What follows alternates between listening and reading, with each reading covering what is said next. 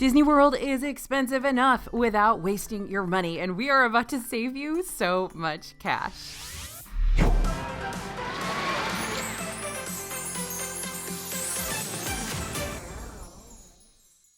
Hey everybody, it's AJ for Disney Food Blog. I'm so excited for this video. There's a lot you need to juggle while planning your Disney World vacation, but nobody's got time to throw buyer's regret into the mix too. Today, we are talking about all the purchases you could potentially make during your time in Disney World that you might find is money badly spent, and nobody needs to spend money badly on such an expensive vacation anyway, right? So we've got a lot of really good things you want to avoid buying when you are in Disney World. First up is over-the-counter medications. Okay, picture this. Your group convinces you to go on Mission Space. How? I don't know. They must be super convincing, or maybe you owe them something.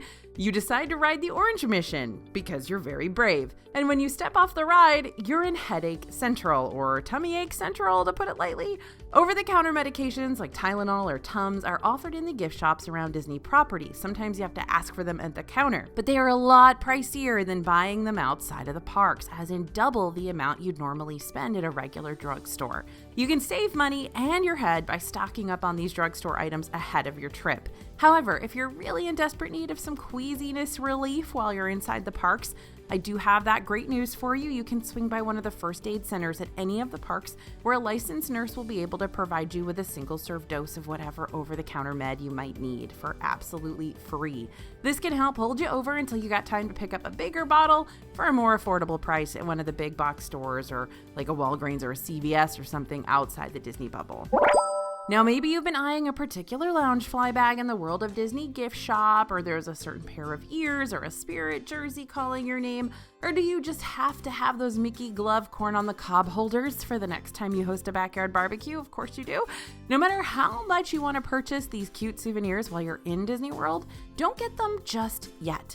Many times over, we've been able to find the exact same Disney Park souvenirs on Shop Disney. That's the Disney shopping website, meaning you don't even technically have to go to the parks to get them. You can just have them sent directly to your house. But does that mean these souvenirs are really going to be that much more affordable? Well, shockingly, for the most part, kinda.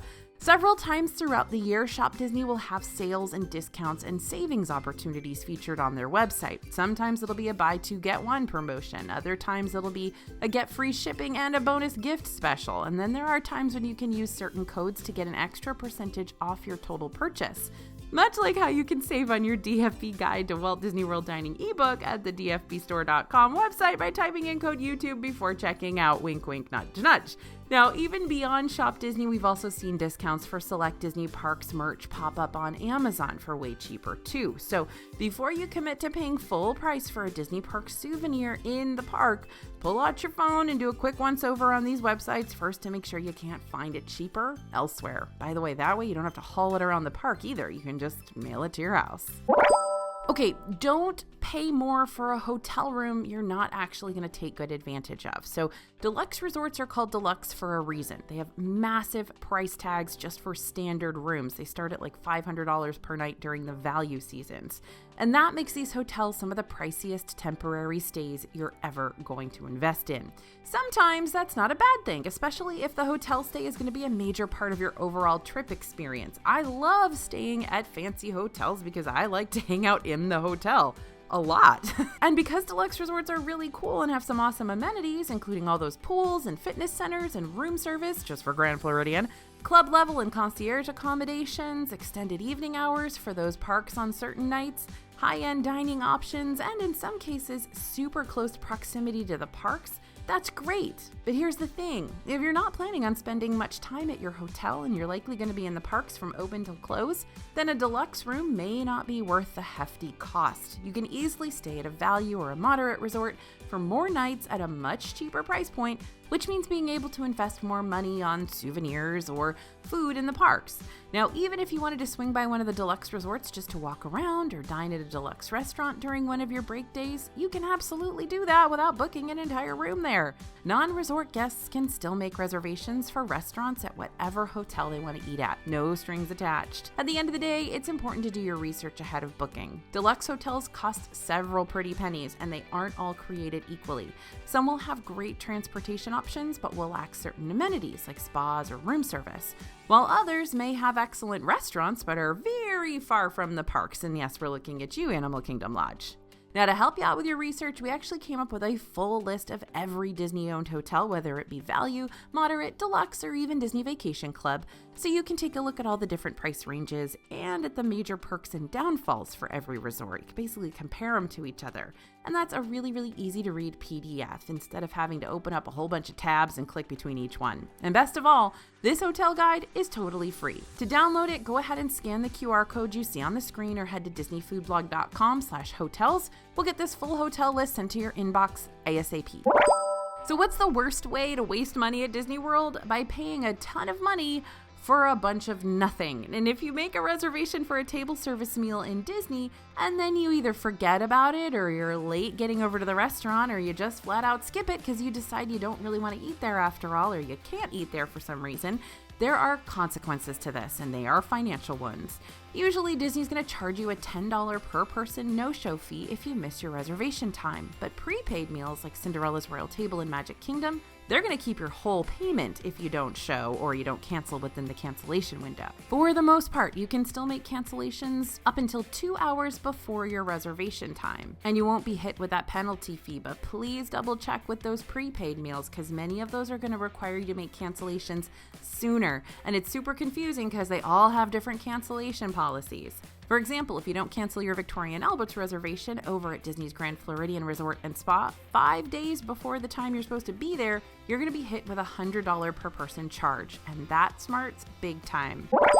Speaking of ways to waste money on food, time to talk about the love 'em or hate 'em prefix menus. Prefix menus in basic terms is usually made of a multi-course meal, traditionally an appetizer, an entree, and a dessert, sold at one set price. While you can typically choose between a variety of options in each course when ordering off a prefix menu, you're not going to be able to choose how much or how little you pay, and you're going to get all of those courses whether you want them or not. Adults have a set price, kids have a set price, and that's it. Prefix menus are becoming a lot more commonplace around the parks and resorts and can be found at several popular Disney World restaurants like Space 220, California Grill, Be Our Guest Restaurant, and Cinderella's Royal Table.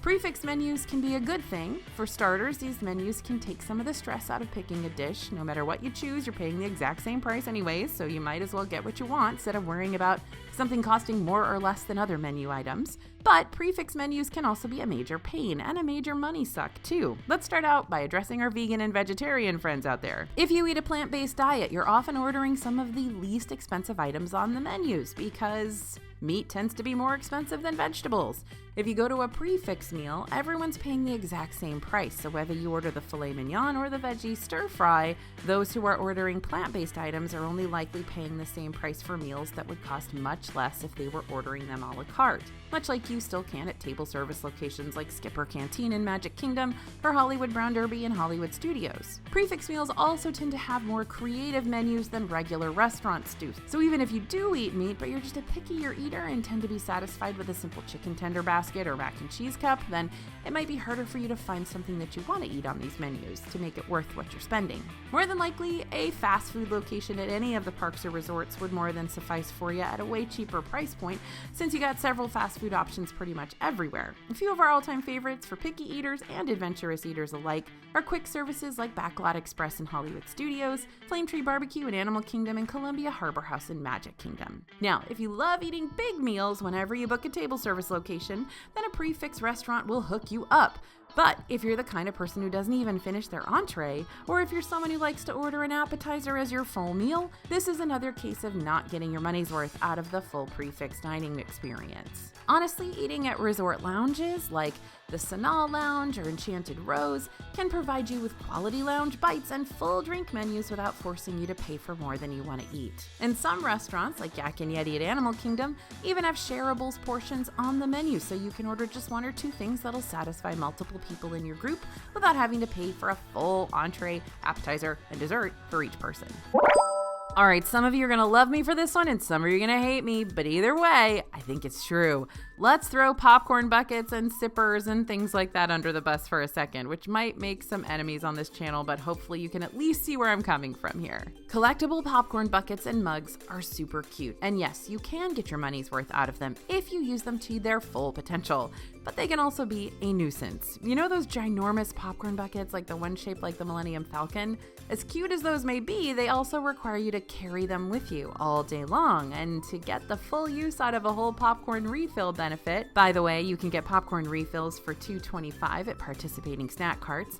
You'll have to lug these bad boys around during your entire trip, and that's on top of the backpack or purse or diaper bag that you might already be carrying.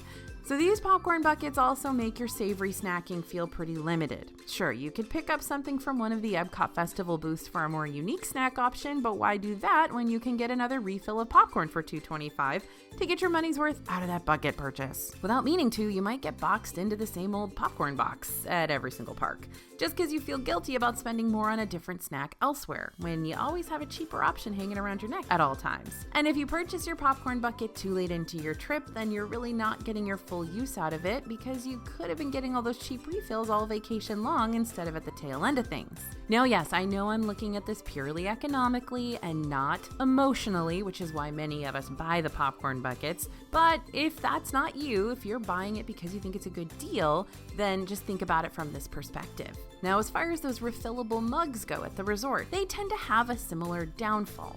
With a popcorn bucket, you can at least get popcorn refills all around the parks, but those refillable mugs, you can only get refills at the quick service restaurants inside Disney-owned hotels. So to really get your money's worth out of these, you're going to have to make the effort to hit up those quick services as often as possible during your trip and fill her up on those fountain sodas and teas and coffee. Meaning, if you're not even staying at a Disney resort, then the refillable mugs are not going to be worth it. I'm not here to hate on all other refillable mug and popcorn buckets out there. If there's a design on one of these refillable items you love, or you really do think those cheaper or free refills are going to make a world of difference during your trip, then invest away. There are a lot of people who do, and they love it. But just remember that these refillable plastic items could be more of a hassle and less of a benefit during your vacation, depending on your circumstances. Also, really think about what you're going to do with that popcorn bucket when you get home.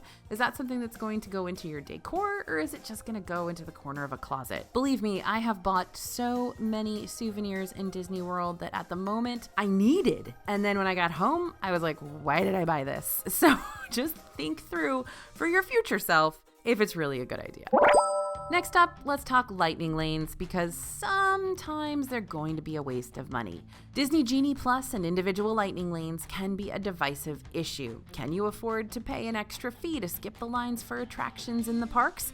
Or can you afford not to? In some cases, lightning lanes can be a very useful tool, since they can help you bypass the main queues for over 40 different rides and attractions in Disney World. However, sometimes paying for this premium planning tool can also be less helpful and more of an unnecessary extra expense. So if you're visiting Magic Kingdom or Hollywood Studios, Genie Plus could quickly become your BFF.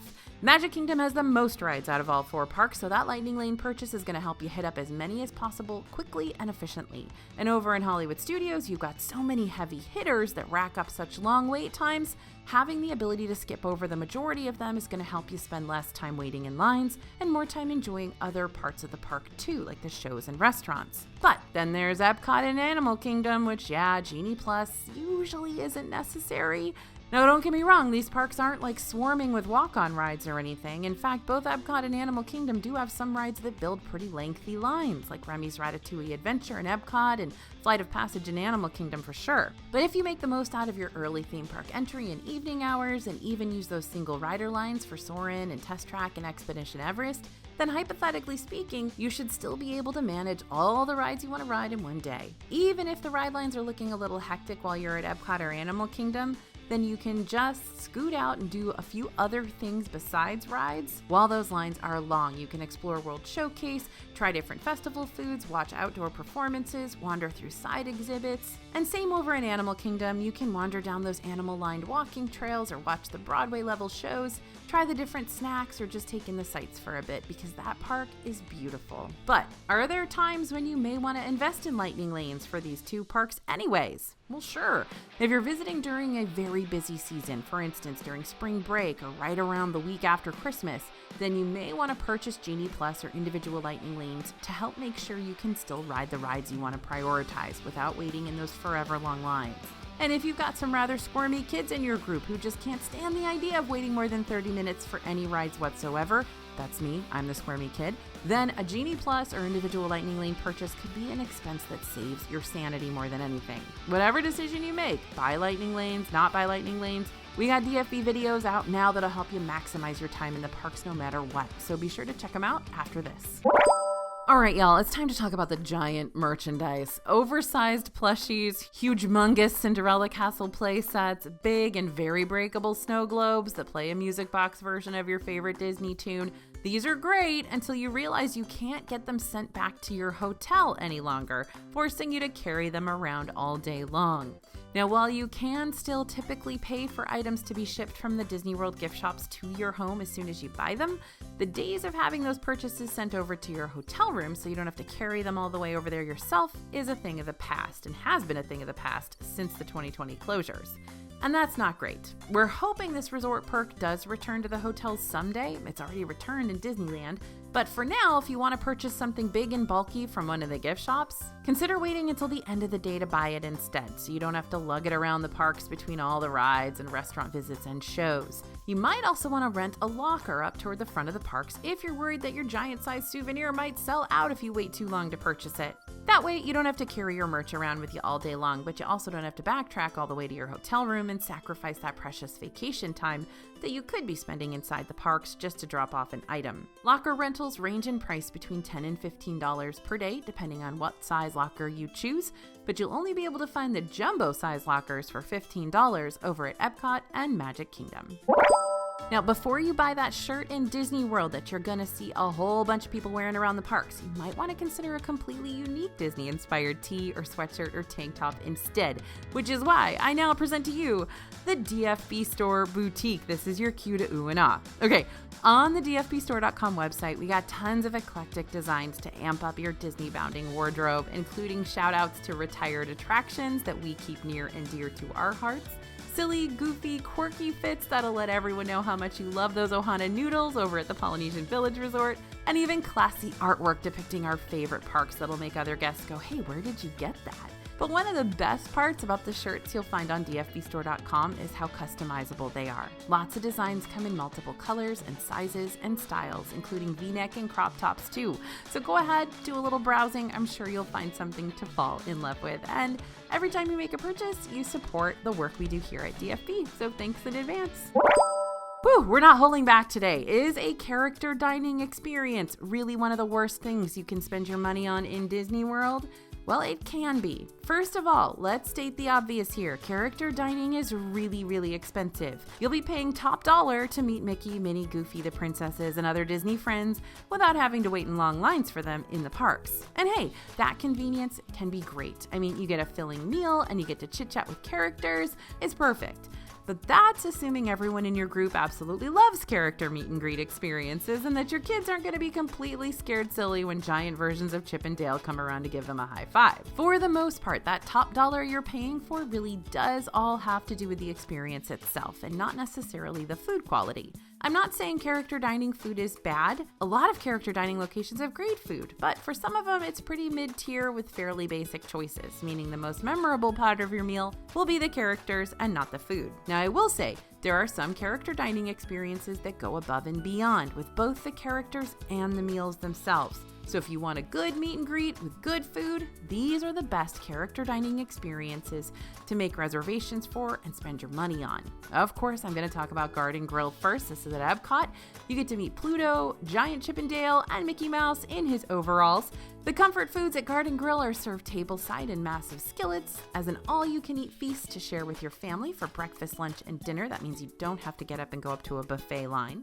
And since the earliest days of Epcot Center, this restaurant has always been Disney's only rotating restaurant. Now, it wasn't a character restaurant back then, but not only will you be able to nosh on good food and meet with good friends, but you'll also see several of the different scenes from the Living with the Land ride going on down below you. Second is Artist Point Storybook Dining with Snow White at Disney's Wilderness Lodge. Along with one of the most well-themed prefix meals on property, Artist Point gives you the chance to meet Snow White, Dopey, and Grumpy, who stop by this enchanted forest-themed dining room throughout the dinner to meet and revisit all their friends. There's even an Evil Queen photo opportunity, which is a rarity in Disney World since the Evil Queen usually can't be bothered with such trivial nonsense. Usually. Now, how about Ohana at Disney's Polynesian Village Resort? Ohana is already one of the most popular restaurants on Disney property, but if you visit this Hawaiian-style restaurant in the morning, then you get the chance to meet Lilo, Stitch, Mickey, and other Disney pals, typically Pluto, all dressed up in their Hawaiian finest for the best friends breakfast. And Topolino's Terrace at Disney's Riviera Resort. Once again, this is another breakfast-only character meet and greet opportunity, but a tasty one. This rooftop restaurant features signature dining for dinner, fireworks views in the evening, and a high-quality prefix character meal for breakfast called Breakfast a la Art with Mickey and friends. During this, Mickey, Minnie, Donald, and Daisy start the day with you in art-inspired costumes that you'll only see them wearing inside Topolino's. Let's talk about the infamous package deal. We've got quite the extensive list of Disney World purchases we love to hate on, but instead of talking at you about them, I'm just gonna hit you with a super speedy rundown of purchases we really wish we would have never bought during our past Disney trips. Ready? Let's do this. First, bubble wands. Kids might love these, but parents might not. Not only are they way overpriced in the parks when you could get them at your local big box store for cheaper, but if that bubble liquid leaks out of the wand and all over your suitcase, you're not going to be a happy camper. If you do buy a bubble wand, remember to dump the bubble juice or put it in a reusable container before packing it with the rest of your stuff, or at least put it in a Ziploc bag. Second, balloons. Iconic? Sure, but paying $15 plus for something that's going to deflate eventually is kind of sad. And also, from someone who's done it, tying a Disney balloon to your stroller just means you're going to get hit in the face with said Disney balloon about 5 million times during the day. Just a heads up on that. Next, ponchos. Ponchos at the drugstore are about $3. Ponchos at Disney are $12, meaning a family of 4 could end up paying around $50 just for ponchos alone. And with those prices, you could have gotten an individual lightning lane for a ride like Seven Dwarfs Mine Train or Flight of Passage. So pick up ponchos ahead of your trip instead of dropping a whole bunch of extra cash on something you'll more than likely throw out before heading home. Believe me, because I usually have to buy a poncho every single time I go. It's a nightmare. And blind boxes. Whether it be for little collectible plushies or pins or something else entirely, blind boxes can end up being the bane of your existence. Sure, it's possible that you'll get the one item you really wanted, but more often than not, you'll be underwhelmed by what's inside and your kids might even beg you for another blind box, and then rinse and repeat. Now, if your kids or even you want to try for a blind box, set a limit for how many you're going to purchase, like 2 per person ahead of time, so you don't blow all your souvenir funds on random mystery items that you didn't actually want in the first place. Again, I'm saying this from personal experience because I care about you. And we've got some honorable mentions for you. There are some souvenirs that you might really cherish long after your trip because of the experience alone, but I've got to warn you about them regardless because they're wildly expensive and might not be worth it for you and your family when all is said and done. So these are the ones that we didn't give a specific number to on this list, but we want to tell you about them anyway, just in case they're not for you. First is the customized figurines. There are 2 types of customizable figurine experiences inside the parks right now. The OG is over at Wind Traders inside Animal Kingdom. It gives you the opportunity to transform yourself into a little avatar. Meanwhile, over in Magic Kingdom, you can now make yourself into a program action figure inspired by the new Tron Light Cycle Run coaster. And that's at the Tomorrowland Launch Depot gift shop. The Tron Identity Program building experience creates a program action figure that not only looks like you, but sounds like you too. Admittedly, both of these souvenirs are really cool and a lot of fun to create, but to create an avatar, you're looking at spending about $80, while the Tron Identity Program is $90. Now, this is a minimum price because you can also purchase extra accessories for your figurines just to get them really decked out. And that price might be totally worth it for you, but if you think this kind of customizable experience might just be worth it for the building experience alone, I do have a cheaper option you might want to consider instead. Go to the Lego store in Disney Springs and you can customize your very own Lego minifigure at the Minifigure Factory located in the back of the shop. You can make reservations for this experience in advance, or you can put your name on the wait list on your arrival, but when your time to build finally arrives, you get to choose your minifigure's facial expression and hairdo and pants color and accessories, and get this, you can even draw your own design for the front and back of the minifigure shirt. And instead of paying $80 to $100, it'll only set you back $11.99. The next honorable mention for this video are those Batu builds. Savi's Workshop and Droid Depot in Galaxy's Edge can majorly enhance your time. While Savi's Workshop gives you the chance to build your own authentic lightsaber in a setting that'll make you feel like the Force really is with you, the Droid Depot lets you build your own little custom astromech unit as if you were making a Robo Build-A-Bear. But we've run into the issue of expenses again because these experiences do not come cheap. Building a droid is going to charge you $119 for your new friend, while an authentic Savi's lightsaber is going to cost you $249. And once again, that's only a base price for these items. You can still add on to them with more accessories if you want to rack up the cost even higher. For some cheaper alternatives, you might want to consider going to Tatooine Traders over in the Echo Lake portion of Hollywood Studios for a less authentic but still pretty cool build your own saber experience that may be just as satisfying for younger kids who only want to carry around a saber to make them feel like one of the Jedis, regardless of how much it costs to make. Prices for these lightsabers tend to run between $30 to $45 instead of $200 plus. And for those who want a droid to take home, but maybe don't want to pay over $100 for one, don't forget that there are several mini droid figurines or even stationary pre-built droids and plushies, not only for purchase around Batu, but even at several other Disney World gift shops, including the main World of Disney shop or the Star Wars Trading Post in Disney Springs.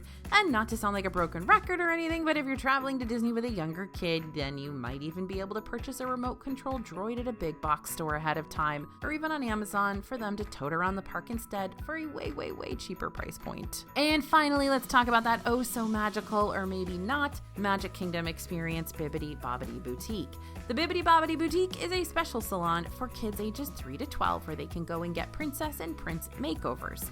The Fairy Godmother's apprentices, aka Bibbidi Bobbidi cast members, will pamper kids with a variety of beauty services including hair and makeup and costumes. Fun stuff, right? Only here's the problem. This whole experience, depending on what package you choose, can cost you between $100 and $200 per kid. And if your kiddo winds up not being as thrilled about the whole shebang as you are, then that price is going to feel like money down the drain. This is another time where I'd highly recommend checking on the Shop Disney website, or even at your local Disney outlet store if there's one still available near you, for cheaper yet still authentic Disney costumes. They've even got Marvel superhero ones available online too. That way you don't have to invest a whole lot of time and money into the entire Bibbidi Bobbidi experience, because it's not short either. Plus, if your kid decides they want to take off their costume only a few minutes after wearing it around the park, it's not going to be as big a deal to have them just change back into their normal park clothes if you didn't spend $100 for the dress, which even if you do the Bibbidi Bobbidi Boutique, be prepared for that quick wardrobe change because those costumes are hot for kids to walk around in all day, especially under that intense Orlando sunshine. For a free and super quick Fairy Godmother-like experience, minus the triple-digit price tag, just hop into Sir Mickey's gift shop or Bonjour Village Gifts inside Fantasyland for a quick pixie dusting. Pixie dusting is where a cast member asks you to close your eyes and make a wish, and then they sprinkle you with glitter, or pixie dust, for a little magical moment. And yes, this complimentary moment, that's right, complimentary, it's free, is for all ages. So don't be shy, parents. You can ask for some faith, trust, and pixie dust too. To get pixie dusted at either of these stores, all you have to do is head inside and ask a cast member to pixie dust away. Keep in mind, however, that this will get glitter in your hair, meaning you'll probably be seeing it for the next few days. Alright, hopefully this helped you figure out how to stretch your dollar even more during your Disney World vacation. But don't forget, we do have that free Disney World hotel guide that you can download today from disneyfoodblog.com/hotels to help you figure out which resort price range and room style is going to be the best fit for your particular budget. And don't forget to keep checking back here for even more Disney budgeting tips and tricks to come. I know we're working on an awesome one that's going to save you even more. Thanks for listening, everyone, and thanks for watching. As always, this is AJ for Disney Food Blog, and we'll see you real soon.